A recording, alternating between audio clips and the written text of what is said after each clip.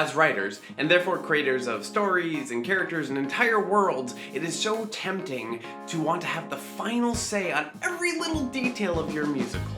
Maybe you can so super clearly see the vision of what the story is going to be and how the characters are going to be in every moment on stage, down to the littlest details of movement and inflections. And maybe you're so tempted that you want to actually codify that, write it down directly into the script forever to be memorialized. But then you wonder, is this too much? As with everything in musical theater, there are no hard and fast rules about what you should or should not do, though there are plenty of people with a lot of opinions on this topic, and they will tell you them, even if you don't ask. But I'm gonna break it down for you with some questions that you can consider to find out what is too much, too little, or maybe just right. One small caveat before we begin, everybody has their own style here. Some people like to overwrite all of the stage actions, stage directions, trying to give as much information as possible to the performers and director, knowing full well that they're probably gonna throw it all out the window. Or for some people, they might even want to say, you have to follow this down to a T. For those extremes, you can definitely write your preferences in the author's notes section in your front matter. And also conversely, some writers like to put basically nothing in terms of stage direction and action and leave it up to the imaginations of the production team and the performers.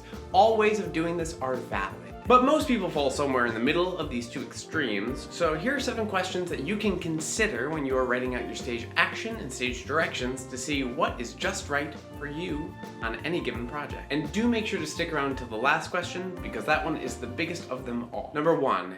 Do you trust your writing to say what you mean? In all honesty, most writing, well, at least good writing, can stand on its own without any additional stage action or stage directions. If your intentions and the actions are clear through what's actually on the paper in terms of music and lyric and dialogue, then nothing extra's really needed. But if you don't trust your writing to be delivered without that extra context, then perhaps you should take a look back at the scenes themselves and make sure that they are truly doing the work that you think they're doing. Number 2, do you trust performers to understand your intents without explicit direction? I know this is a really tough one for a lot of writers because a lot of writers still hold that old belief that actors are stupid, which they are not. They are very, very much not. Performers are trained in the art of reading scripts and extracting information from them.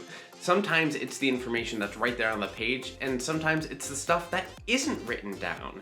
They will probably get it right the first time, and if they don't, they might even illuminate something else that's there in the script that you didn't even know you would put in there. Number 3, do you trust your director and designers to play the story as intended without specifics? Similar to the performer conversation, you do need to be able to trust directors and designers to do the work that they were hired to do. Most of the time they're gonna come in and they're gonna bring some brilliance to your piece that you didn't even know could be there. Number 4, is this particular stage action able to be indicated with dialogue or lyric instead of a separate direction? You don't have to write, Jen brings James coffee if the very next lines are, mocha with extra whip, right? Oh, thanks, you remembered.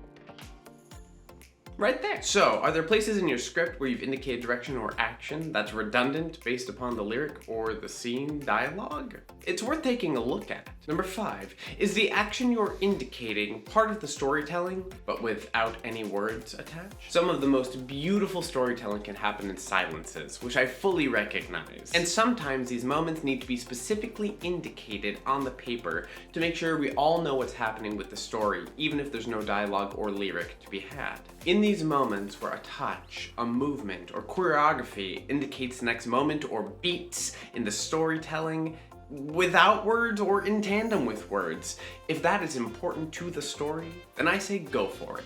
But I will also say, try not to write more than you need to write. P.S. If you haven't grabbed my guide to libretto formatting to make sure that you're putting your stage action and stage directions correctly into your script, you can grab that at the link below. Number 6, are you accidentally playing the role of actor, designer, director of your ideal production instead of just simply writing the story? It's very important when you are writing your stage direction and stage actions that you're not just putting your image of the ideal production on the paper. Every production production of your show is going to be different, which is wonderful.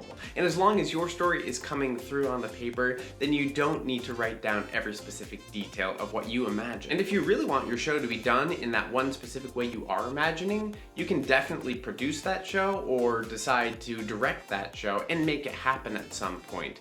But I would suggest not memorializing that one way of doing it on the paper and let the imaginations of the other creatives take hold. And the biggest, most important question of them all, number 7, are you serving your story? When in doubt, this is always the one big question to always ask. Is the stage direction or stage action that you want to write going to serve your story? If no, get rid of it. If yes, keep it. And if you're not sure, then you might want to take a look back at the script itself and see if your intentions are coming through the ways that you hope they are. But if you're looking for more tips and tricks on how to write the book to your musical, then you can watch this interview video next. Otherwise, thank you all for being here with me today, and I'll see you again soon. Cheers!